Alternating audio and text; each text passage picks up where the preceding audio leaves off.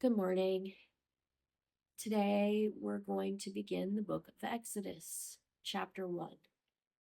Let's pray. Teach us your way, O Lord, that we may walk in your truth.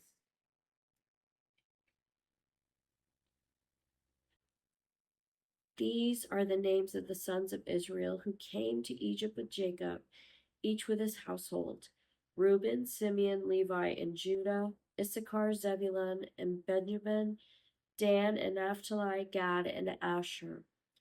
All the descendants of Jacob were 70 persons. Joseph was already in Egypt. Then Joseph died, and all his brothers and all that generation. But the people of Israel were fruitful and increased greatly. They multiplied and grew exceedingly strong, so that the land was filled with them. Now there arose a new king over Egypt who did not know Joseph. And he said to his people, Behold, the people of Israel are too many and too mighty for us. Come, let us deal shrewdly with them, lest they multiply, and if war breaks out, they join our enemies and fight against us and escape from the land. Therefore they set taskmasters over them to afflict them with heavy burdens. They built for Pharaoh store cities, Pithom and Ramses. But the more they were oppressed, the more they multiplied, and the more they spread abroad. And the Egyptians were in dread of the people of Israel. So they ruthlessly made the people of Israel work as slaves, and made their lives bitter with hard service, in mortar and brick, and in all kinds of work in the field.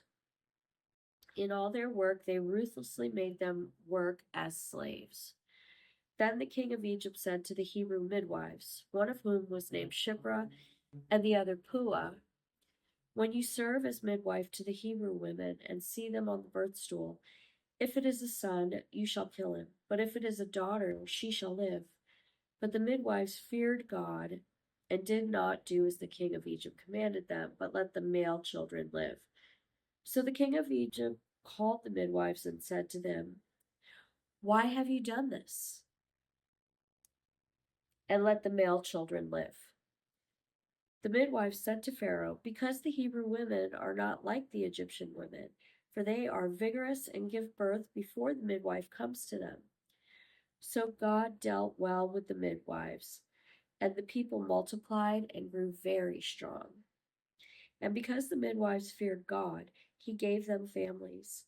Then Pharaoh commanded all his people, Every son that is born to the Hebrews you shall cast into the Nile, but you shall let every daughter live. May God bless the reading of his word.